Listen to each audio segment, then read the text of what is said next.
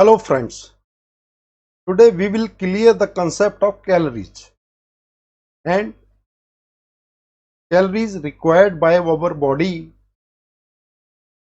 for doing different activities and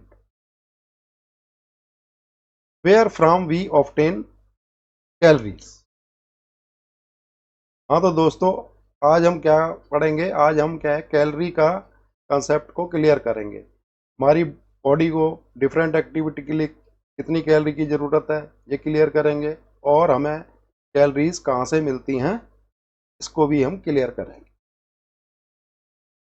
like other units, जैसे कि weight की यूनिट किलोग्राम है, मीटर की यूनिट लेंथ है, इसी तरह एनर्जी की यूनिट कैलोरी है। Calories are a measure of energy. Small calorie estimate the amount of energy required to raise the temperature of water of exactly 1 gram by 1 degree Celsius at 1 atmospheric pressure। Calorie क्या है? Energy को major करती है, ये energy की unit है। Small calories estimates the amount of energy required to raise the temperature of water of exactly 1 gram by 1 degree Celsius at 1 atmospheric pressure। Small calorie हम कहाँ यूज करते हैं, या स्मॉल कैलोरी के क्या मतलब है कि 1 एटमॉस्फेरिक प्रेशर पे 1 ग्राम पानी को 1 डिग्री सेल्सियस तक टेम्परेचर रेज करने के लिए जितनी कैलोरी की रिक्वायरमेंट होती है को हम स्मॉल कैलोरी बोलते हैं। इसी तरह बिग कैलोरी है also known as kilogram calorie and commonly known and refer to the calories in food. और इसको हम कहाँ पर यूज करते हैं?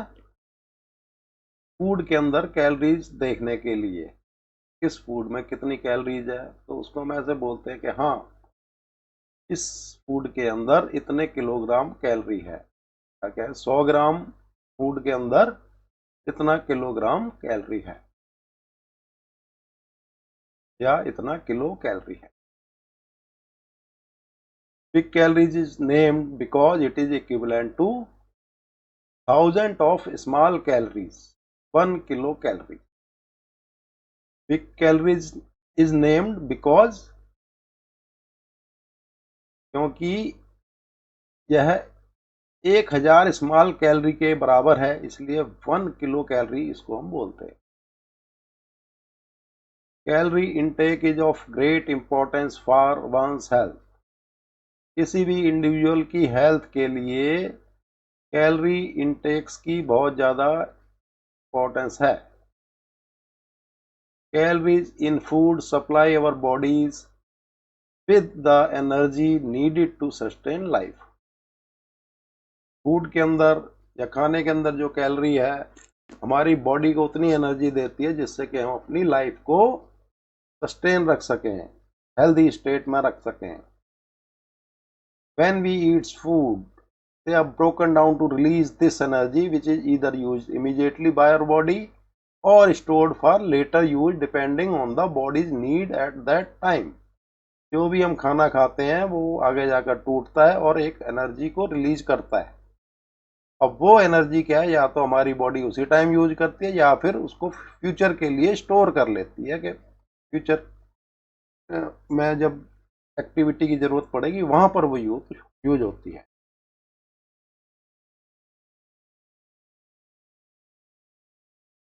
डिफरेंट एक्टिविटी के लिए डिफरेंट कैलोरीज की ज़रूरत पड़ती है।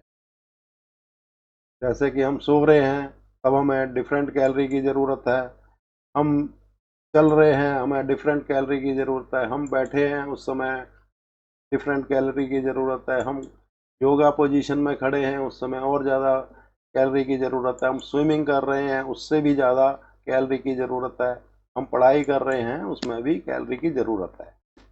तो ये क्या है कि बॉडी का वेट कितना है, उस पर डिपेंड करता है कि 1 घंटे में हमारा जैसे 45 kg वेट है, तो हम 1 घंटे में अगर पिट्ठू बांध कर चढ़ाई चढ़ रहे हैं तो 318 कैलोरी बर्न हो रही है। अगर हमारा वेट 59 kg है तो हम अगर पिट्ठू बांध कर चल रहे हैं तो 1 घंटे में हमारे को 413 कैलोरी की ज़रूरत है। वही हमारा अगर वेट 60 किलो के आसपास है तो हमें 60 कैलोरी की ज़रूरत है। 1 घंटे में हमारी 60 कैलोरी बर्न हो रही है। अगर हम बैठे हैं तो 77 कैलोरी बर्न हो रही है। इसी तरह ये सारा वेट, इंडिविजुअल का वेट कितना है उसी हिसाब से 1 घंटे में कितनी कैलोरी बर्न हो रही है इस टेबल से हम देख सकते हैं।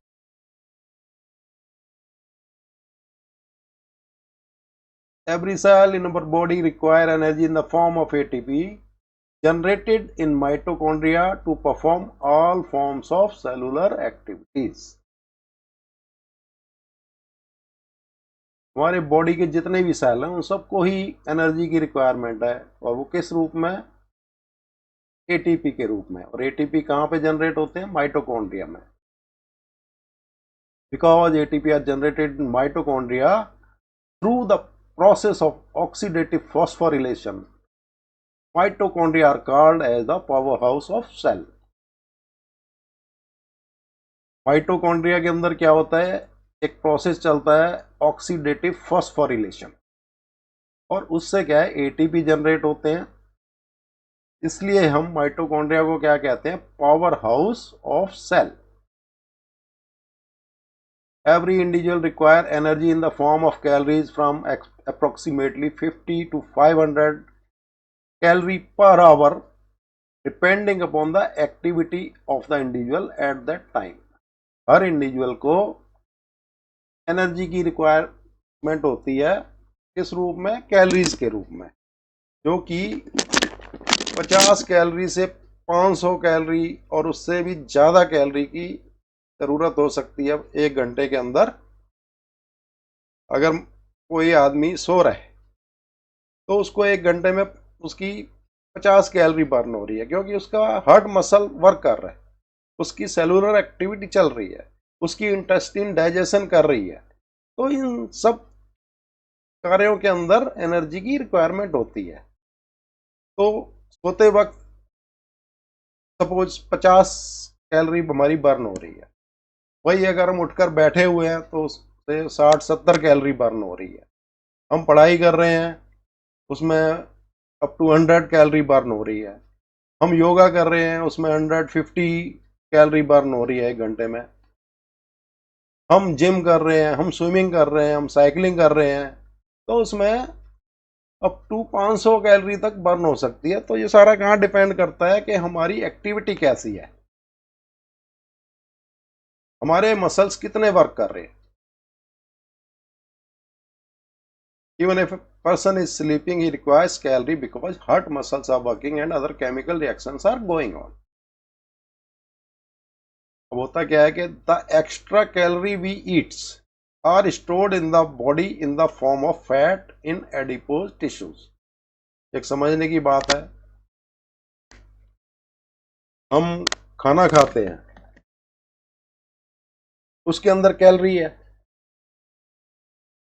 तो वो क्या है कि हम खाना खा रहे हैं, कैलोरी ले रहे हैं,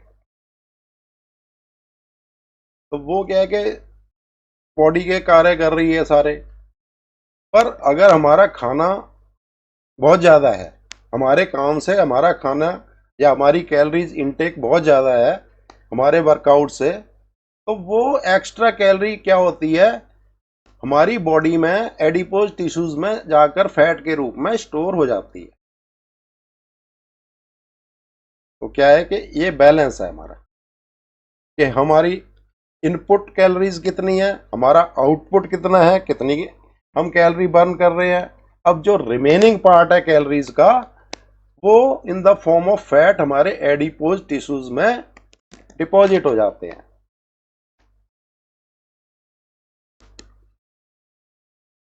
हमारे जो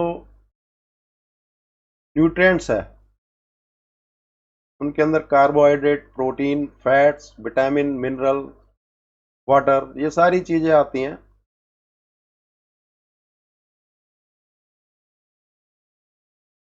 इधर इस टेबल में हमारा पर 100 ग्राम कौन सा सीरियल कितने कैलोरी हमें दे रहा है, उसके अंदर कितना कार्बोहाइड्रेट, कितना फैट, कितना प्रोटीन, कितना कैल्शियम है, इस सारा टेबल के अंदर दिया हुआ है। जैसे कि ज़्यादातर हम राइस और व्हीट यूज करते हैं, तो राइस ले लो, राइस का एग्जांपल। इसके अंदर 6.8 ग्राम प्रोटीन है। अगर हम 100 ग्राम राइस खा रहे हैं तो हमें कितना प्रोटीन मिल रहा है? 6.8 ग्राम। वही अगर हम पार्ले खा रहे हैं तो 11.5 प्रोटीन है। व्हीट के अंदर 11.8% प्रोटीन है। 100 ग्राम में 11.8% हमारे को प्रोटीन मिल रहा है। कार्बोहाइड्रेट की में 71% है। राइस के अंदर कार्बोहाइड्रेट 78.2% है। बाजरा, रागी, रागी के अंदर काफ़ी कम है प्रोटीन, कार्बोहाइड्रेट ज़्यादा है 72%, फैट 1.3, फाइबर इसमें काफ़ी अच्छी मात्रा में 3.6।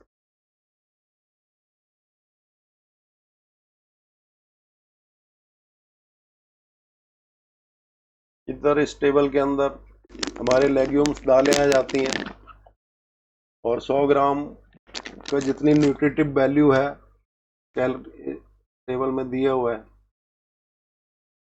सोयाबीन एनर्जी 100 ग्राम कितना दे रहा है हमारे को? 335 किलो कैलोरी। प्रोटीन्स कितना दे रहा है? 38 grams. Carbohydrate 31, fibre 3.8, calcium 227, phosphorus 585, folate 250, मूंग मूंग की दाल है, एनर्जी इसके अंदर देखो 345 कैलोरी है। Proteins 22.2, vitamin C 6%, calcium 125। ये राजमा है, red kidney bean 336 calorie, proteins 23, carbohydrate 62.7, folate 310।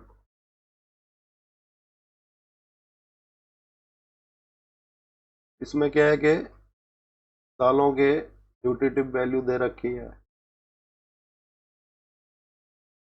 आगे के जो टेबल्स हैं उनके अंदर हमारी टोटल कैलोरी बता रखा है कि कितना है। फ्रूट्स हैं जैसे क्रैनबेरीज है, 100 ग्राम में 15 कैलोरी, एप्पल की 37 calorie, black currant 24, coconut 351 calorie, mango 39, lemon 15। Lemon is giving the very less. Cucumber is also less. Cranberry is less.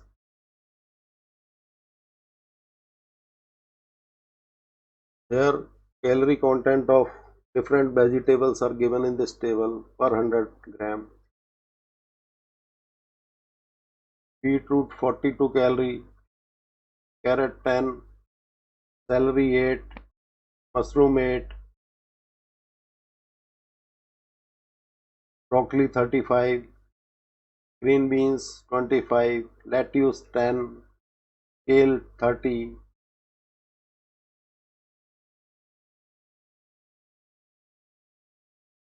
cheese 21, onion 70,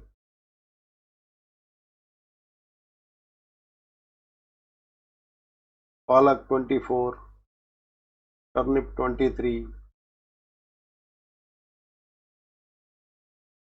cooking oils. All the cooking oils are giving more than 800 calories per 100 gram. Big source of energy. Here calories of meat per 100 gram.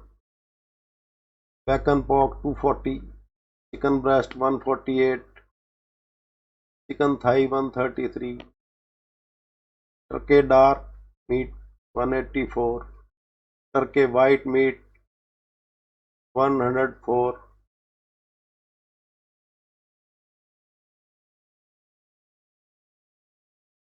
This is the chemical reaction going on in mitochondria generating ATP. Finally, ATP are generated by different chain reactions. So friends, thanks for watching for this.